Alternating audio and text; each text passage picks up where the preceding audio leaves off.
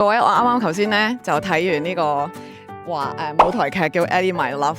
咁我係一個香港人啦，我誠意邀請所有喺台北嘅香港人，呢一兩日如果有時間嘅，一定要嚟呢度捧場一下。第一係香港嘅劇團過嚟演出，第二係全粵語嘅演出，非常覺得自己好似返咗香港一樣嘅感覺。咁然後佢嘅故事嘅內容亦都係非常貼切香港人經歷過嘅小時候嘅各樣嘅經驗。我覺得成個故事裏邊一定有一啲嘢係同你本身嘅個人經驗係有關係嘅。然後我覺得咁樣去用啲時間嚟到去體驗一番我哋喺香港以前嘅生活，我覺得係非常之值得。我非常之邀請大家嚟參加，演員亦都非常嘅專業，我覺得今日係賺到嘅，係。